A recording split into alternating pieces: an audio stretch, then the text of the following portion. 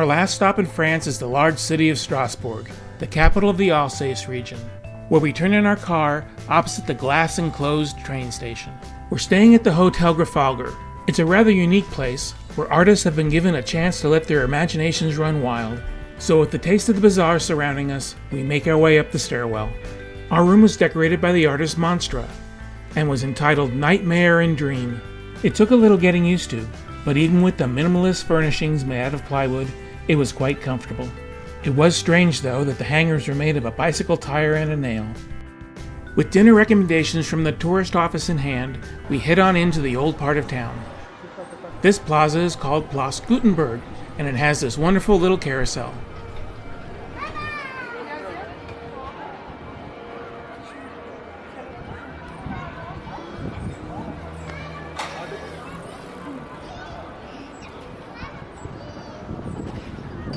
On our way, we see this interesting building. It's called Carmichael House. We never did find much information about it, but it's now a hotel and restaurant.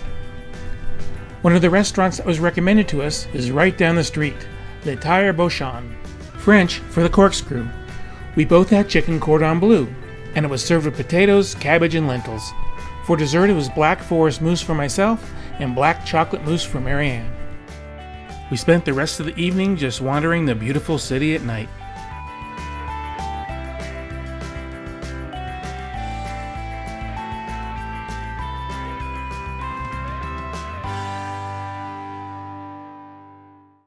The next morning we headed off to an area called Petite France.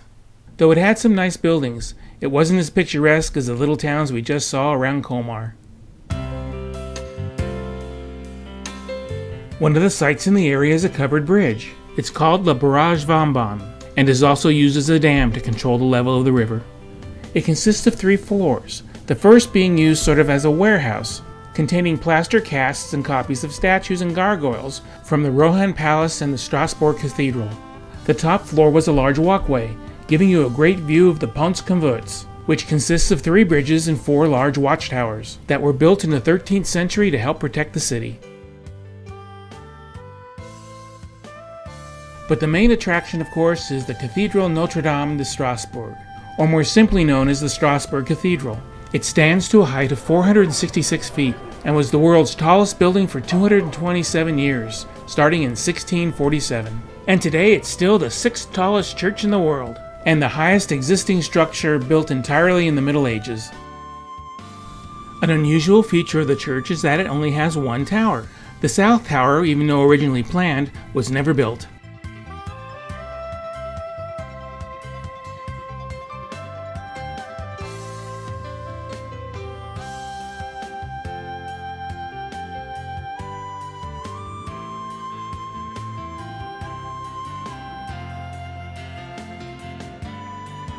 The intricate carvings on the outside of the church are a blend of both Romanesque and Gothic designs.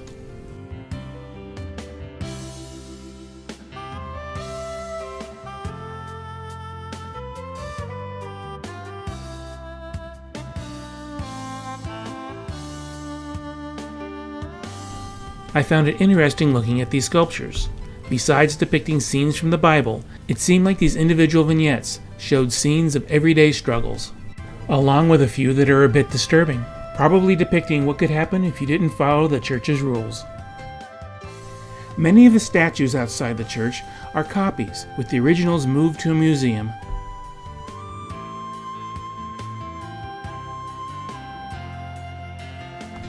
With our plans to take a boat tour, the inside of the church would have to wait till later. Across the way they were retiling a roof. That doesn't look like an easy job.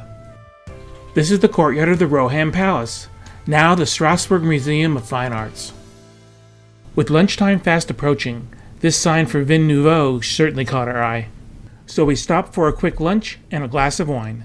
The wine was even sweeter than the one we had at the New Wine Festival. And of course, being in France, our lunch was served with sauerkraut. Working our way to the boat tour, we passed this interesting map of the city, with the Pont Convert in the lower right corner.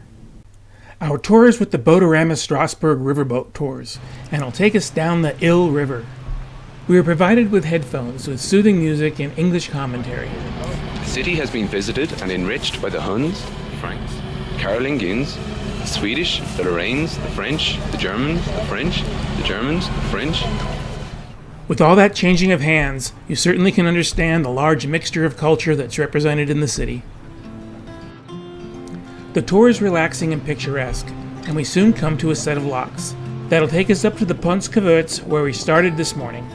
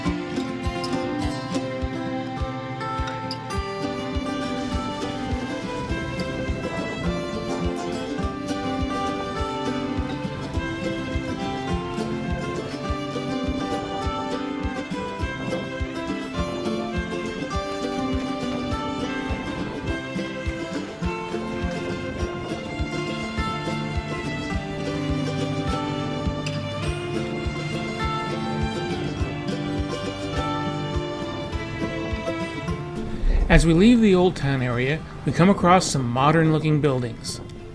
This building here is the official seat of the European Parliament. The tower was left open on one side, symbolizing the acceptance of future Eastern European bloc countries. However, the open side of the tower actually faces west. This building here is the European Court of Human Rights. And this is Arte, a public TV network specializing in the arts, with its unique giraffe man overlooking the river.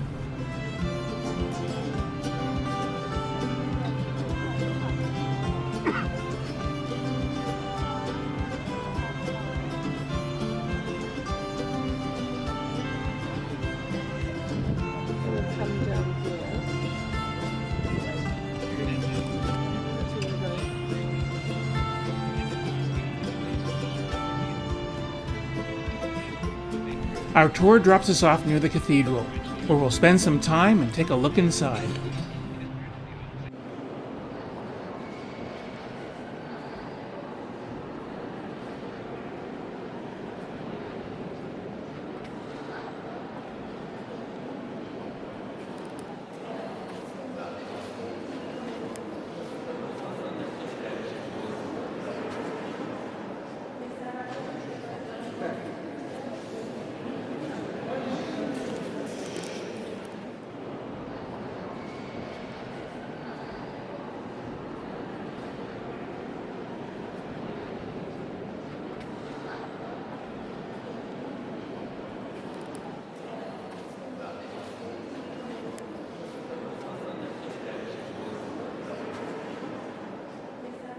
One of the most famous aspects of the church is its astronomical clock. It took a unique collaboration between artists, mathematicians, Swiss watchmakers, sculptors, painters, and automation designers all working together to create this unique clock. It started like this. The angels on the left side of the clock on the first floor is ringing at 12:30. It's the same at 11:30. At the hour times, it is ringing 4 times. The exhibition is only 2.5 minutes, yeah? What makes this clock truly revolutionary is that it's the first perpetual mechanical Gregorian computus. What that means, it's able to calculate the actual position of the Earth, Moon, and Sun, thus predicting eclipses and other astronomical events. There's a cock over there, yeah? And that cock, he wants to crow something 3 times. You do that by the passage of the 4th, 8th, and 12th apostle, 3 times.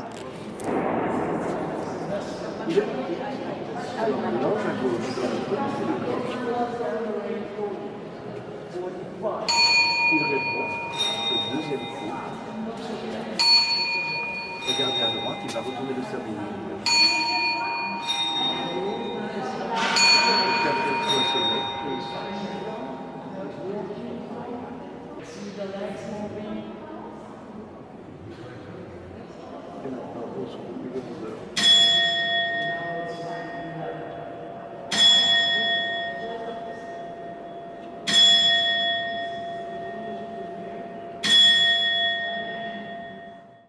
Outside the cathedral, we run into sculptures of everyday people.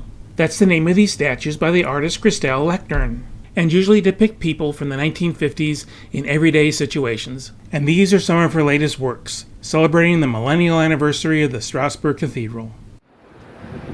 Making our way out of Old Town and heading toward the German Quarter, we pass by the Palace of the Rhine, the former imperial palace.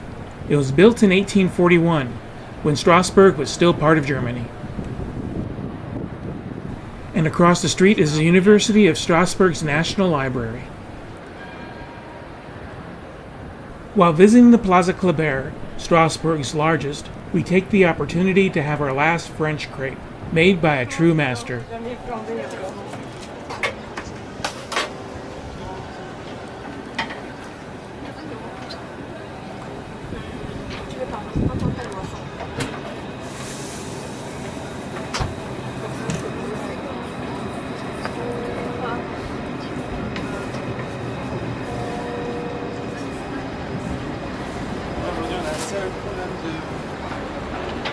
De nettoyage de la vitre. Intérieur déjà, les bacs au-dessus, qu'elle est coupée. Là c'est par exemple ça reste standard. Quelle barre? Celles-là elles sont superbes. Ah c'est bon pour tout, pour la gorge, le moral, les cheveux,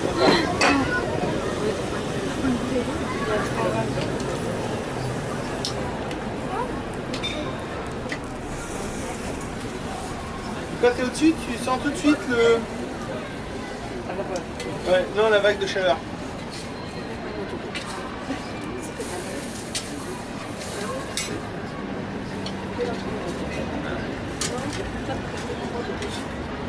Ah, faut faire attention.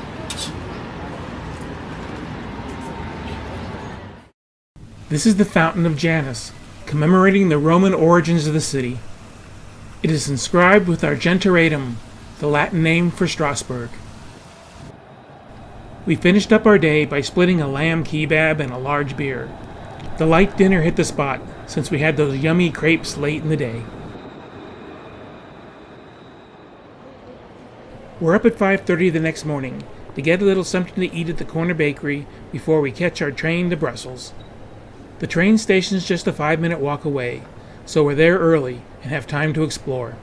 We find a bakery selling a tornado, that twisted bread with a chocolate interior. So we buy a couple to hold us off on our 5-hour train ride. As a fitting farewell to Alsace, France, we pass a train with a map of the towns we have just visited, as we head toward our next destination, Brussels.